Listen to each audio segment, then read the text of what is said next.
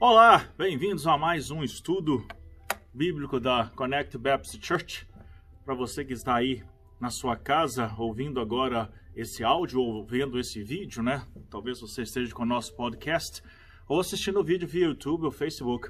Seja bem-vindo em nome do Senhor Jesus Cristo, em nome da Connect Baptist Church. Hoje é domingo, dia 19 de abril de 2020. O mundo ainda vive os questionamentos da pandemia causada pelo Covid-19 e a gente segue fazendo os nossos cultos online para evitar que as pessoas tenham contato e causem a transmissão do vírus de um para o outro. O grande desafio com esse vírus é que a incubação leva um período de 14 dias, mas desde que você contraiu o vírus, você já pode estar compartilhando o vírus com outros. Então essa é a nossa dificuldade e a grande limitação e a grande pergunta que a ciência tenta responder, não é? Eu estou aqui agora e não sei se estou contaminado.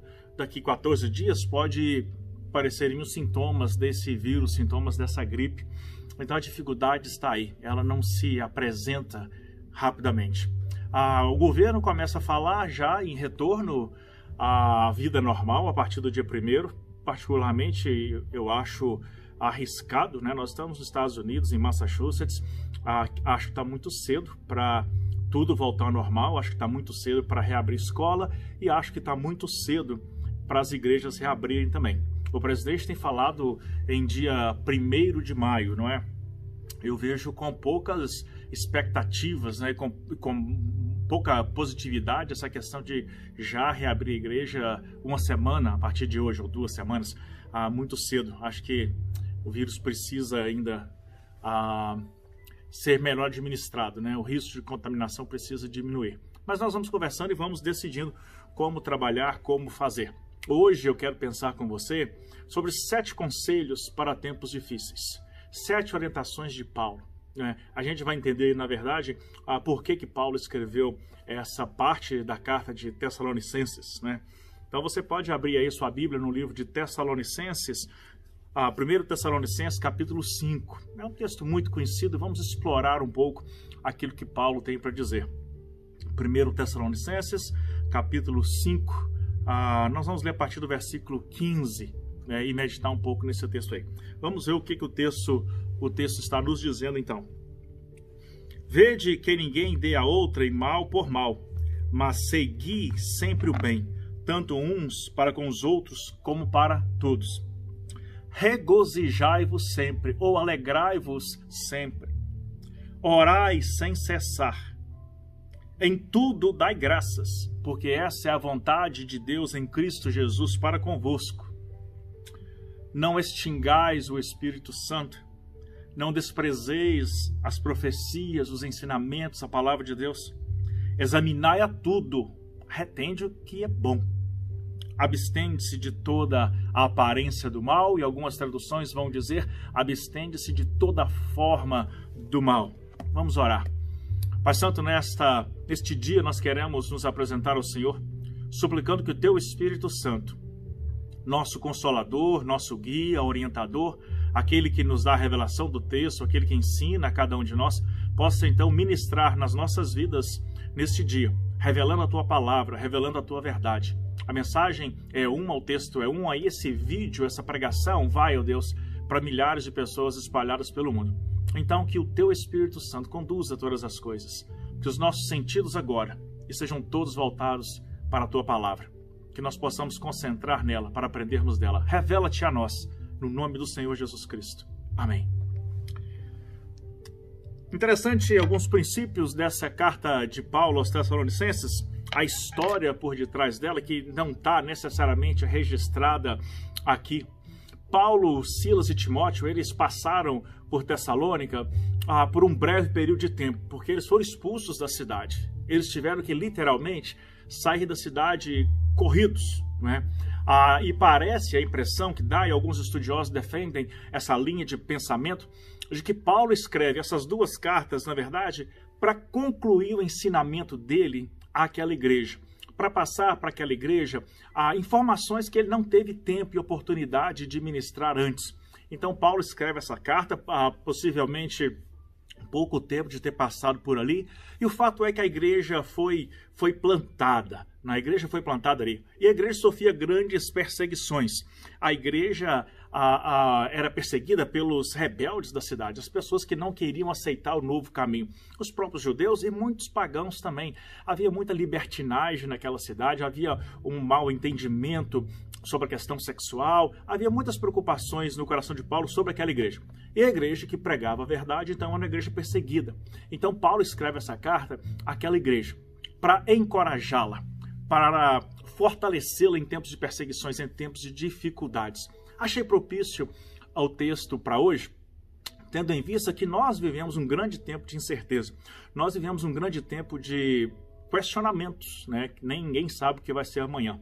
Isso é muito bom, porque nos faz lembrar de que nós não temos o domínio da nossa vida, nós não temos o controle da nossa vida, nós não temos domínio de nada. A sensação que o ser humano tem é que ele tem o domínio de todas as coisas, mas não tem. Nós não temos como controlar, nós achamos, temos a falsa expectativa, ilusão de que controlamos a nossa vida. Um vírus que surgiu na China, poderia ter surgido em qualquer lugar do mundo, parou o mundo, entrou em todo o mundo, chocou todo mundo. O que nós podemos dizer do amanhã? Que o amanhã a Deus pertence. Nós não sabemos nada. Se nós não sabemos nada sobre a nossa vida, se nós não podemos dizer como será a nossa semana, ou por quanto tempo nós vamos viver, ou se outro vírus virá depois desse, que controle nós temos? Que opções nós temos? A opção que nós temos é nos rendermos ao Senhor Jesus Cristo. Jesus Cristo morreu para salvar a humanidade, para salvar aqueles que querem serem salvos, para salvar aqueles que querem um compromisso com Ele, para salvar aqueles que querem obedecer a sua palavra. Não vai salvar todo mundo. Morreu por todo mundo, mas só vai salvar aqueles que quiserem um compromisso com Ele, quiserem submeter-se à sua vontade e se render a eles. Deus tem o controle de todas as coisas, nós não temos. Entregue o seu caminho ao Senhor, entregue a sua vida ao Senhor. Deixa Deus escrever uma nova história para você. Esse povo de Tessalônica permitiu que Deus escrevesse para eles uma nova história. Os pontos que nós vamos tratar hoje, embora nos tragam um certo conforto, um certo consolo, porque revela-nos um modo de relacionar com Deus, ele faz parte de um conjunto de palavras que Paulo dirigiu àquela igreja, e essa parte é determinada a parte ética do texto, da ética cristã. E Paulo vai falando ali algumas práticas que nós devemos ter e trazer para as nossas vidas. O versículo 16 vai nos dizer: regozijai-vos sempre, alegrai-vos sempre. Como parte da ética cristã, Paulo nos orienta a ter alegria em todas as coisas. A nossa alegria, ela não pode depender das circunstâncias à nossa volta. A nossa alegria não pode depender de que as circunstâncias à nossa volta estejam favoráveis, porque nem todos os dias teremos ventos favoráveis. Nós todos enfrentaremos, como estamos enfrentando agora, lutas e vendavais e dificuldades. Então a nossa alegria não pode depender disso. É interessante que a palavra regozijai-vos, ela aparece no Novo Testamento 74 vezes. 29 vezes nos escritos de Paulo e 9 vezes só no livro de Filipenses. É uma palavra de ânimo, mantenha o ânimo, mantenha uma alegria, mantenha a disposição, mantenha-se de pé diante das adversidades da vida. A alegria do Espírito Santo, ela deriva do bem-estar da alma, ela vem do bem-estar de todo o nosso ser, né? Da nossa maturidade espiritual. E o bem-estar espiritual e o bem-estar da alma derivam de obediência a Deus. Derivam da obediência a Deus, derivam do fato de que nós seguimos o modelo de Deus. Deus tem um padrão, o mundo tem outro padrão, mas Deus criou o seu padrão. E o padrão de Deus, ele nos ensina como viver para manter essa alegria. Uma alegria que independe das circunstâncias. Uma alegria que tem mais a ver com a nossa alma e o nosso relacionamento com Deus, que começa pela obediência à palavra de Deus. É necessário obedecer. Então, o primeiro ponto dessas 7 observações, 7 conselhos ou orientações que Paulo nos dá, fala que nós devemos manter a alegria, regozijai-vos sempre. Se a gente olhar à nossa volta, mesmo diante dessa preocupação e certeza, o vírus vai passar, eu vou me contrair, eu vou ter um problema sério, não vou me afetar, ou como vai ficar a economia do país, a economia do mundo, depois que essa crise passar. mais de 22 milhões de americanos aplicaram para o seguro-desemprego. A gente vê que os países não têm estrutura para aguentar tudo isso por muito tempo. Talvez por isso o presidente já queira reabrir o país, não é mesmo? Então, a gente precisa, dentro dessas circunstâncias difíceis, olhar para aquilo de bom. Olhe para a sua vida, não é? Olhe para aquilo que você tem. Há sempre coisas boas em nós. Há presentes de Deus para nós todos os dias. Então o apóstolo nos exalta a alegrarmos-nos sempre, ter alegria, regozijar, ter uma posição, um estilo de vida alegre, de positividade, de acreditar que Deus pode, de fé sobretudo. Não é? Fuja da negatividade, acredite que é possível. Paulo disse, eu vivi tudo. Sei ter fartura e sei passar dificuldades. Posso todas as coisas naquele que me fortalece. Essa é a palavra de Deus para nós. Nós podemos suportar todas as coisas em Deus, que nos fortalece. Há uma batalha muito grande. O maior presente que Deus nos deu foi a salvação das nossas vidas. Não há condenação sobre nós, no sentido de que a nossa alma não será condenada ao inferno. A alma daqueles que se renderam ao Senhor. Então nós temos essa certeza de que não importa as lutas de agora, tempos melhores virão pela presença do Senhor, tanto aqui na terra, quanto na promessa que Ele nos fez no céu. Então, alegre-se sempre, não importa as dificuldades, não olhe para o problema, olhe para Deus. Não diga para Deus que você tem um grande problema, diga para o problema que você tem um grande Deus. Estou repetindo a frase, não é minha, mas ela faz muito sentido. A próxima orientação do autor dessa carta, Paulo, é que nós devemos orar sem cessar. E aqui reside um dos princípios da vida cristã, uma das essências da vida cristã. Orar sem cessar. A oração vai nos levar a criar uma conexão de intimidade com Deus. Nós temos trabalhado esse ano sobre o tema criar intimidade com Deus, porque nós precisamos estar mais próximos de Deus. Só próximos dele, nós vamos poder alegrarmos-nos sempre, regozijar sempre, porque Ele que nos dá essa paz abundante, essa paz que o mundo não consegue explicar. Foi isso que Jesus deu. Devemos, então, criar o hábito da oração, orar sem cessar, orar constantemente, orar em todo o tempo, orar em todas as circunstâncias. É fácil orar quando nós estamos passando dificuldades. Todo mundo ora. Até quem nunca foi à igreja, até quem não gosta de Deus, ora. Né? Pede ajuda, pede socorro, mas nós devemos orar em todo o tempo. Precisamos desenvolver o hábito da oração. Orar em todo lugar, orar a toda hora, orar por nós mesmos e principalmente orar pelos outros. Orar pelo outro, pela vida do outro, pela dificuldade que o outro está enfrentando, é também amar o outro, que é o segundo maior mandamento. Amai-vos uns aos outros.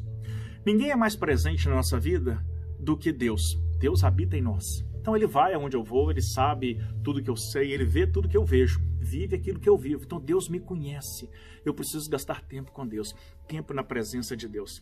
Precisamos formar o hábito da oração para ir transformando o nosso pensamento em ações que refletem a vontade de Deus. Não dá para orar de vez em quando. Não dá para conversar com Deus de vez em quando. Nós precisamos de orar mais. Eu tenho absoluta certeza que tem espaço na sua vida para mais oração. Todos nós temos espaço na vida para mais oração. E a oração que vai nos trazer o consolo e o conforto que nós precisamos em tempos de paz e em tempos de guerra. Em tempos de segurança, em tempos de lutas, em tempos de regozijo e em tempos quando nós enfrentamos problemas pessoais ou problemas globais como nós estamos enfrentando agora. Deus pode trazer essa paz, Deus pode gerar em nós essa paz, mas você precisa buscar a presença de Deus, precisa criar um hábito de orar, precisa criar o costume de orar. Ajoelha, ou senta, ou deita, mas converse com Deus, fale com Deus, bata papo com Deus. No trânsito, no trabalho, não precisa ser aquele horário específico em casa, em todo o tempo, a qualquer momento. Ore por você, ore para pedir aquilo que você precisa para Deus. É essa a palavra que Paulo, escrevendo aos Filipenses, nos orienta. E também a gente precisa orar pelos outros, interceder pelos outros. Precisamos orar. Orar e sem cessar. É o que nós precisamos, irmãos, nesse tempo difícil, nesse tempo de luta, nesse tempo de incertezas, nesse tempo de busca. Ore, gaste tempo com o Senhor. O versículo 18 desse texto vai nos levar a um outro raciocínio. Então nós devemos alegrar-nos sempre, devemos orar sem cessar. E agora ele diz que em tudo dai graças, em tudo devemos agradecer. Não porque é nossa vontade, mas porque é a vontade de Deus em Cristo Jesus para nós. Deus espera que nós sejamos gratos. É isso que o texto está dizendo. É isso que o texto está nos informando. Em tudo dai graças. Não importa a situação, Dê graças. Não importa a situação, agradeça a Deus. Precisamos desenvolver um coração grato a Deus. Nesse tempo de dificuldade, Ele é que pode nos socorrer. Nesse tempo de dificuldades, é Ele que vai nos socorrer. Mas nós precisamos ser fiéis a Deus agora no tempo da dificuldade, ter um coração grato ao invés de um coração rebelde e duro, para que Ele, ao seu tempo, nos exalte, para que Ele, no tempo dEle, possa nos restaurar a segurança e a paz. Mas Deus espera que nós sejamos gratos, no muito ou no pouco, na abastança ou na dificuldade, na fartura ou na limitação. Seja grato, porque é o desejo do coração de Deus que você seja grato. A Bíblia é cheia de exemplos de gratidão, cheia de momentos de ações de graça. A Bíblia é repleta disso e isso faz parte dos ensinamentos da palavra de Deus. Deus espera que eu e você tenhamos um coração grato. Não importa a circunstância. Talvez todos os seus sonhos foram frustrados. Talvez você está super decepcionado com a vida e até decepcionado com Deus, porque você esperava uma resposta, você esperava um caminho, uma direção, e essa direção não veio.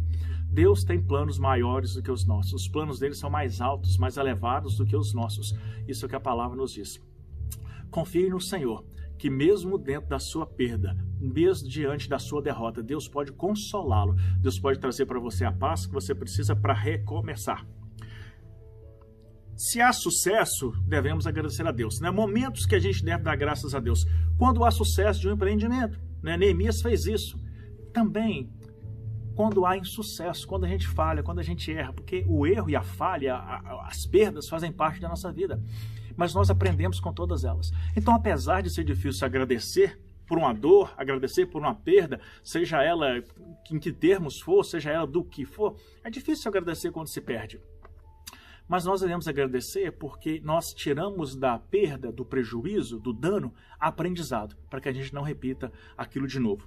Também antes das refeições, você tem o hábito de agradecer a Deus antes das refeições? A gente precisa desenvolver esse hábito, quem ainda não tem. Sabe por quê, irmãos? O alimento não é garantido. Nem todo mundo tem o que almoçar, nem todo mundo tem um café pela manhã, um pedaço de pão para comer, nem todo pai tem um alimento para dar para os seus filhos de manhã antes deles irem para a escola. Não é? Então, se nós temos esse privilégio, se você tem esse privilégio, dê graças a Deus pelo alimento. E se você faz parte da turma que não tem, confie em Deus, que Deus pode prover. Deus é um Deus de milagres, Ele transforma situações, Ele transforma histórias. Mas ao sentar na mesa, seja sozinho, seja com a sua família, seja em casa, ou seja em um lugar público, agradeça a Deus pelo alimento.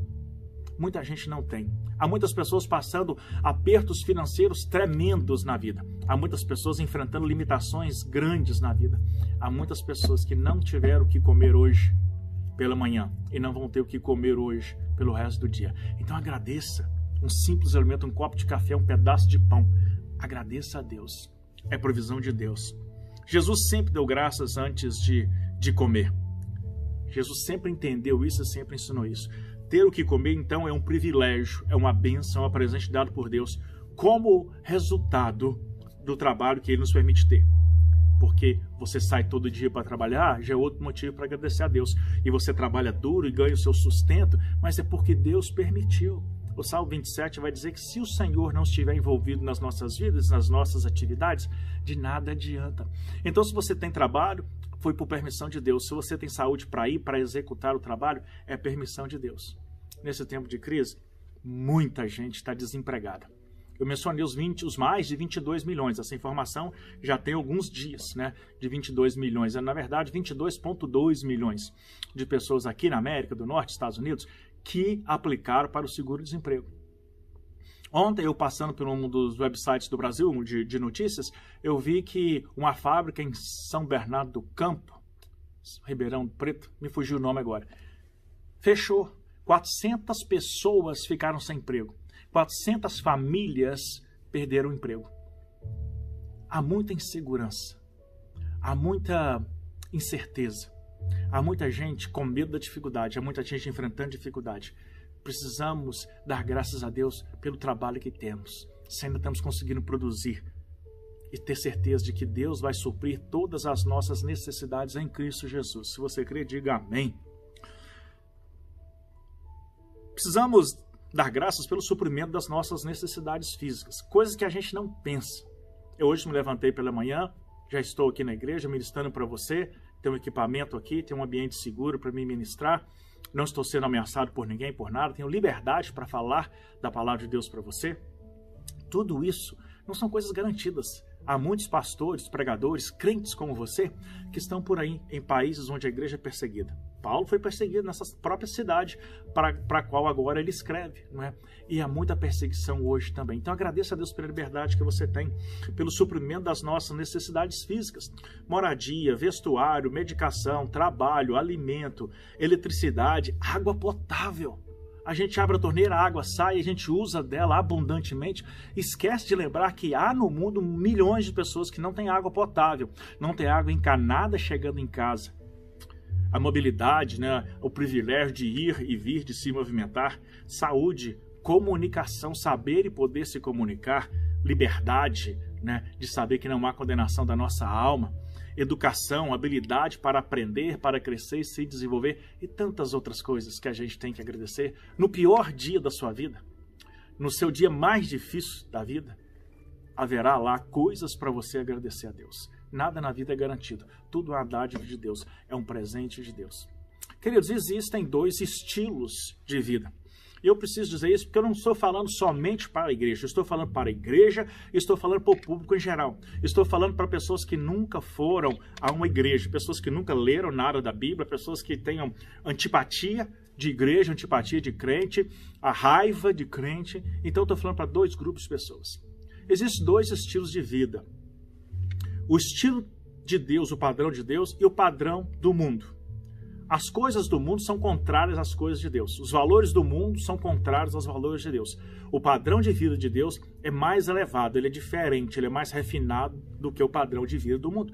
Não dá para viver aqui no padrão de vida de Deus como se a gente estivesse lá fora. As duas coisas não podem se misturar, elas não vão se misturar. Deus espera que nós vivamos para Ele. Aqueles que querem servir a Deus precisam viver para Deus. Então você precisa aceitar o Senhor Jesus Cristo e o estilo de vida do Senhor Jesus Cristo. Pouco adiante eu vou falar dessa questão de que muita gente tem gostado das igrejas, gostado do ambiente da igreja, das pessoas da igreja, dos cantores famosos, pastores, pregadores famosos, né? Tem muita gente, a fama entrou na igreja, isso atrai muita coisa. A música da igreja é tocada em canais, em programas do mundo lá fora, não é? Houve uma mistura, né? Mas isso é um perigo. Isso não é suficiente, tá? Se você está aí fora e acha que dar glória a Deus de vez em quando, ouvir uma música evangélica de vez em quando é salvação, não é. E se você acha também, vou falar nisso de novo já já, mas se você acha também que você vive uma vida sem compromisso com Deus e que basta você dobrar o seu joelho e clamar e Deus vai te atender, é um engodo, você está se enganando. Deus só tem compromisso com quem tem compromisso com Ele. E Deus só vai abençoar aqueles que vivem de acordo com o padrão que Ele determinou. Isso é bíblico. Você precisa conhecer a palavra de Deus. Paulo diz aqui nesse texto que nós devemos dar graças em tudo. Em Efésios 5:20, ele diz que nós devemos dar graça por tudo. Então, em tudo e por tudo, nós devemos ser gratos a Deus e agradecer a Deus. Agradecer por ter mais um dia de vida, agradecer porque hoje é um dia de sol e agradecer também porque ontem foi um dia de chuva, foi um dia até de neve para nós aqui. Então, a gente deve dar graças em tudo. O prazer de respirar, irmãos, é uma dádiva de Deus, é um presente de Deus. Dê graças porque você é capaz de se locomover. Se você percebe, a orientação de Paulo, ela é progressiva. Ela é progressiva. Ele começou a falar que a gente deve se alegrar em tudo, depois ele falou que nós devemos orar em tudo, ele falou agora que nós devemos dar graça em tudo e por tudo, e ele continua nesse processo progressivo para que a gente chegue a uma nova mentalidade. Agora ele diz, não extingais o Espírito Santo. Extinguir é apagar o Espírito Santo, é eliminar o Espírito Santo em nós. Todos aqueles que aceitaram o Senhor Jesus Cristo têm o Espírito Santo nele. E se nós não tivéssemos o Espírito Santo, nossa vida seria completamente um desvario, uma loucura. Nós não conseguiríamos estar na presença de Deus. É só o Espírito Santo que nos mantém assim. Todas as nossas vitórias dependem do Espírito Santo. Ele é o consolador, Ele é o instrutor, o mentor, o ajudador, Ele é que nos revela as verdades bíblicas. Tudo vem do Espírito Santo e é pelo Espírito Santo. Então nós precisamos cuidar da presença do Espírito Santo em nós, nós precisamos zelar pela presença do Espírito Santo em nós e nós precisamos viver cultivando este relacionamento com Ele. A gente vai aprender que o Espírito Santo ele pode se entristecer. E aqui fala que ele pode ser apagado. E a gente deve lutar para não apagar o Espírito Santo. A vinda e atuação do Espírito Santo é frequentemente comparada simbolicamente ao fogo. São vários textos, Mateus 3:11, Lucas 3:16, Atos 2:3 e 2 Timóteo 1:6, a gente vai ver essas manifestações do Espírito Santo. Ele é uma chama ardente em nós e nós precisamos cuidar dele. Devemos ter cuidado para não apagá-lo na nossa vida, não eliminar a sua existência da nossa vida. O que é que suprime? O que é que apaga? O que é que extingue a presença e a ação do Espírito Santo em nossas vidas? Nós somos servos de Deus. Deus nos convidou a servi-lo. Mas Ele, ao mesmo tempo, nos dá a liberdade de fazer aquilo que nós queremos fazer. Deus quer salvar todo mundo e aqueles que querem ser salvos por Deus precisam reconhecer que são pecadores, entregar a sua vida a Jesus e viver uma vida diferente, uma vida segundo os princípios de Deus. Mas, dentro desses princípios de Deus, dentro de viver essa vida diante de Deus, nós precisamos desse relacionamento com o Espírito Santo, porque sem Ele não é possível. Então, o que apaga ou extingue o Espírito Santo em nós? O pecado. Toda forma de pecado, qualquer forma de pecado. Né? Deus, eu estava falando, Ele nos dá a liberdade de escolher. Então, eu preciso render-me voluntariamente, dizer, sim, Senhor, faça. Porque eu honro a Deus, porque eu temo a Deus, porque eu faço parte desse povo de Deus. Eu não quero viver conforme o padrão do mundo. Eu quero viver de acordo com os princípios de Deus. Então, isso permite que eu alimente o Espírito Santo em mim.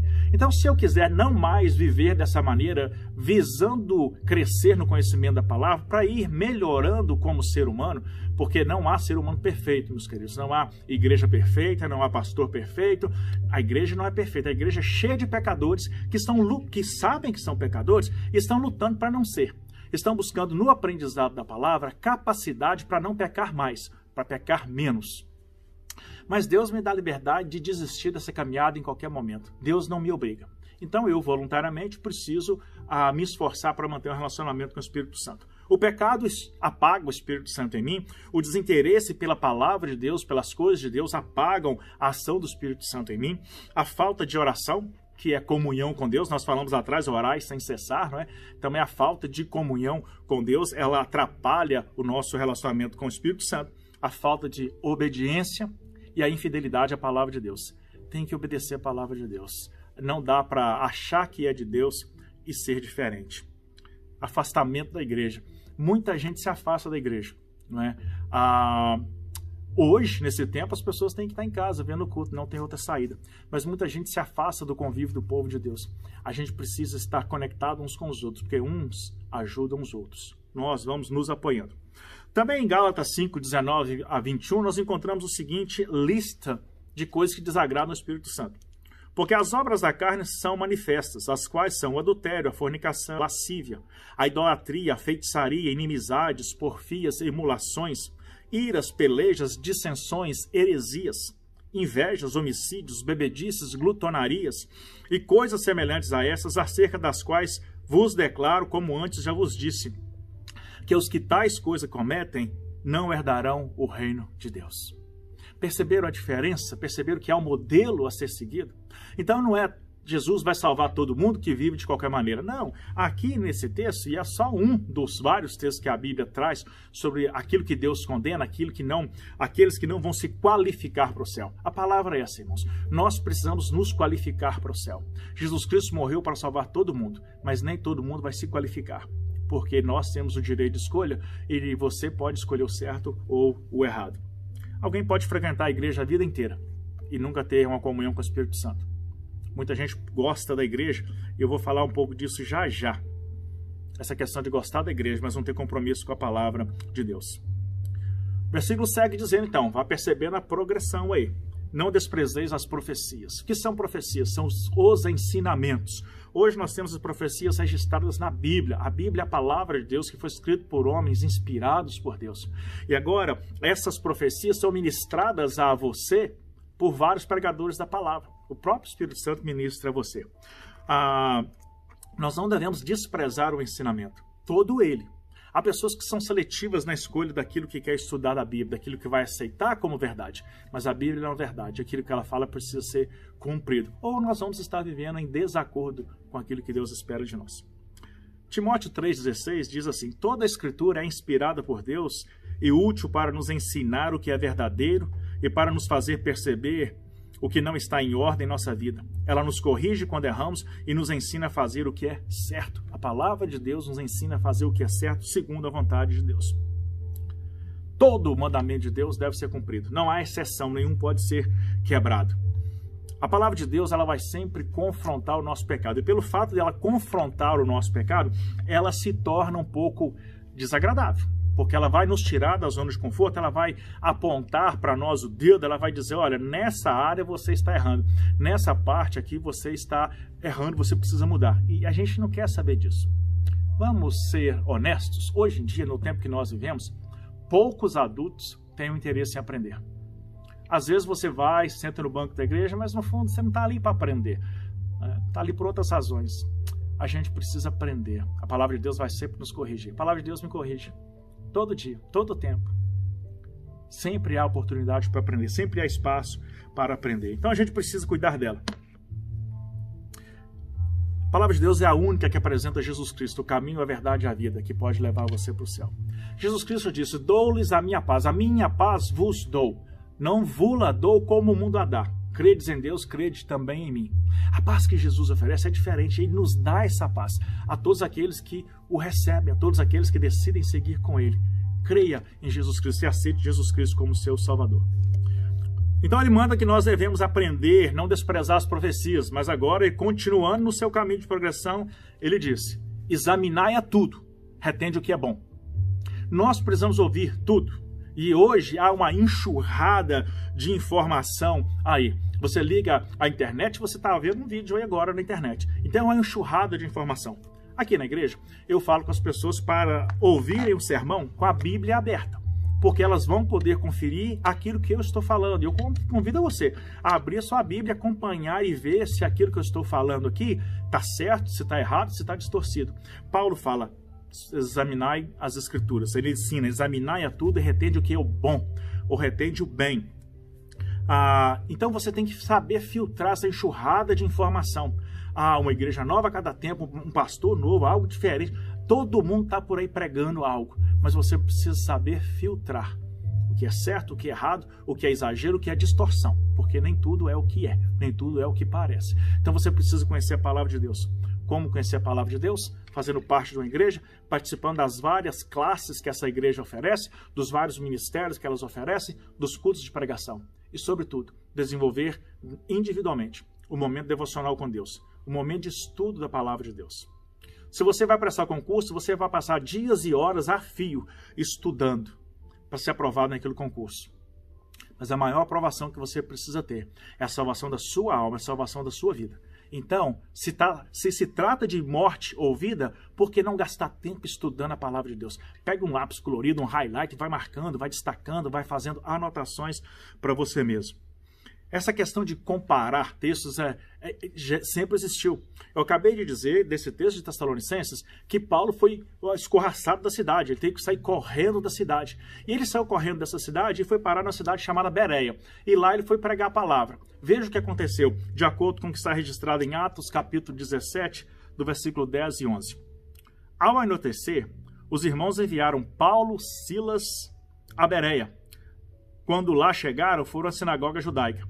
Os judeus que moravam em Bereia tinham a mente mais aberta do que os de Tessalônica, então eles estavam dispostos a ouvir. E ouviram a mensagem de Paulo com grande interesse. Todos os dias examinavam as Escrituras para ver se Paulo e Silas ensinavam a verdade. Meus queridos, a gente precisa examinar as Escrituras. Você não pode aceitar como verdade tudo que está vindo por aí, porque a pessoa que falou é famosa, porque a pessoa que falou lidera uma mega igreja, tem milhões de seguidores aí no YouTube e outras redes sociais. conheça a palavra de Deus, para que você não seja enganado.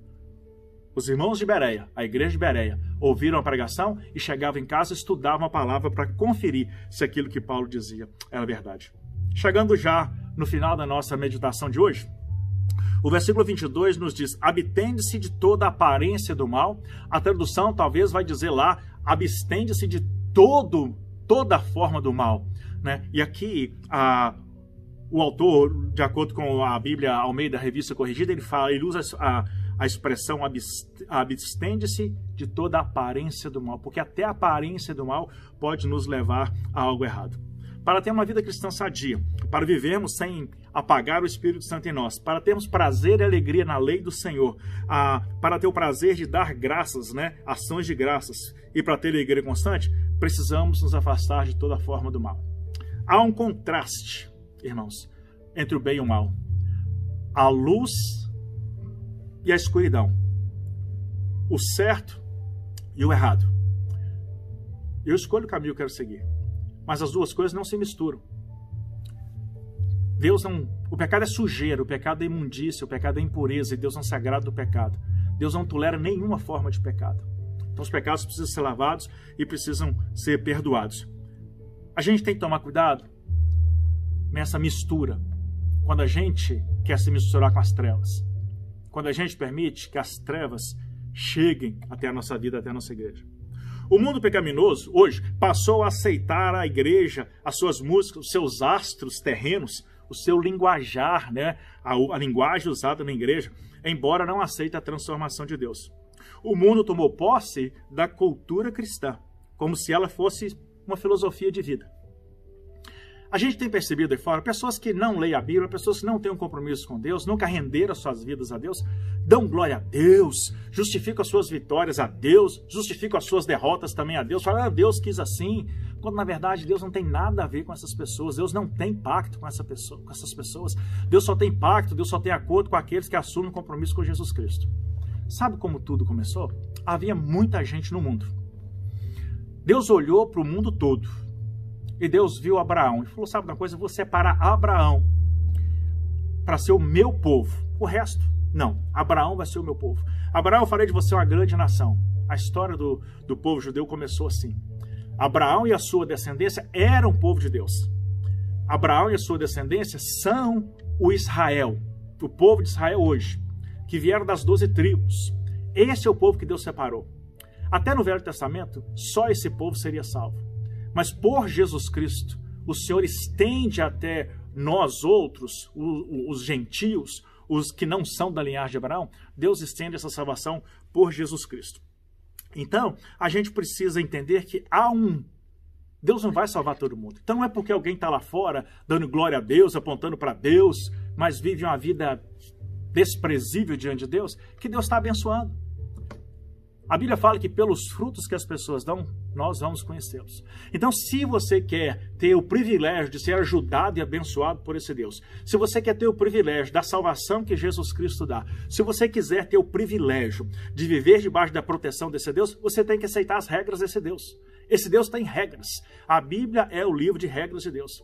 E você joga pelas regras de Deus. Do contrário, você não faz parte do povo de Deus. Dura essa palavra. Mas é verdade essa palavra. Leia a Bíblia e você vai descobrir. Nem todo mundo que está aí fora. Deus separou um povo. Aqueles que escolheram Jesus Cristo. Esses vão ser salvos. Só que esse povo aí fora, então, aceitou essa cultura. Tem muita gente aí fora que, quando criança, ia para a igreja. Mas quando cresceu, não era mais obrigado à igreja, se enveredou por caminhos contrários àquilo que Deus espera. E ainda carrega consigo os textos bíblicos que aprenderam, né? Dão glória a Deus, dão graças a Deus, acham que louvam a Deus, mas Deus não vai aceitar esse tipo de louvor porque o seu coração está impuro. A palavra de Deus nos diz disso. Nós precisamos lavar e nos purificar se a gente quer que Deus receba o nosso culto e a nossa adoração. Essa orientação serve para você que ainda não aceitou Jesus Cristo e serve para você que frequenta a igreja toda semana. Como é que anda a sua vida? Né? Tem que pensar como é que está a sua vida. Então o mundo tomou posse dessa cultura e a gente não pode achar que porque eles dão glória a Deus e fazem as loucuras diante de Deus que fazem, que nós também podemos. E você que tem o hábito de dar glória a Deus sem ter compromisso com Deus, está perdendo seu tempo. Pense nisso e mude a sua atitude. Isso tudo que acontece é um engodo, porque Deus é santo e Ele exige de nós santidade. Sede santo porque eu sou santo, e você pode conferir esse texto lá no livro de Levíticos, no capítulo 20, versículo 7. Deus não se deixa escarnecer. Hoje, nesse tempo que nós vivemos, há grandes desafios. Essa mistura de ensinamentos, essa mistura que o mundo começa a aceitar a igreja. O mundo era separado da igreja, vivia separado, fazendo críticas à igreja. Hoje o mundo começa a aceitar a igreja, porque os cantores evangélicos viraram pops, são pop stars. Há grandes pregadores, escritores famosos, né, que estão aí também. Então o mundo começou a ver a igreja com outros olhos por causa dessas questões. Mas não se engane, Deus exige santidade, que nós possamos ser santo como Deus é santo, que nós possamos obedecer a palavra de Deus. Eu espero que essa meditação tenha sido útil para você, eu espero que essa meditação traga novidade de vida para você, eu espero que por causa dessa meditação a sua vida seja transformada. Se você não aceitou o Senhor Jesus Cristo, aceite hoje. É só dizer: Senhor Jesus, eu reconheço que sou um pecador, eu reconheço que eu preciso ser salvo, quero que o Senhor entre na minha vida e reescreva a minha história, quero ter um pacto contigo e viver de acordo com a tua vontade. Perdoa os meus pecados. Amém. Simples assim, você fala, Deus entra na sua vida, transforma a sua vida, você vai para uma igreja, vai aprender desse Deus, e os ensinamentos que há na palavra de Deus vão transformar a sua vida. O livro mais vendido e mais publicado do mundo é a Bíblia, a palavra de Deus. Leia a palavra de Deus. E para você que já frequenta a igreja há muito tempo, Deus não está interessado em frequentador de igreja. Deus está interessado em pessoas que querem compromisso com Ele. Deus não está interessado em quem na igreja canta, bate palma, levanta as mãos, chora. Não, Deus está interessado na sinceridade do coração. Deus não está interessado em crentes de domingo. Deus está interessado em crentes da semana toda, do mês todo, do ano todo. Crentes verdadeiros. Consulte a sua vida. Se tem algo na sua vida que é reprovável diante de Deus, confesse, para que Deus possa te perdoar. E que Ele te abençoe e que Ele te guarde. Vamos orar mais uma vez? Pai Santo, obrigado pela Tua palavra. Que Teu Espírito Santo complete nas nossas vidas, na vida de cada um que vai ouvir esse ensinamento. Que a palavra faça sentido, ó Deus. Que a graça do Senhor Jesus Cristo, que o amor insondável de Deus Pai, que as divinas e santas consolações do Espírito Santo, seja com o Teu povo espalhado pela face da terra, seja com aqueles que ainda não conheceram a Tua palavra, para que eles venham a conhecer a Ti, o único Senhor e Salvador. Oramos no nome do Senhor Jesus Cristo. Que você tenha uma semana abençoada, no nome de Jesus.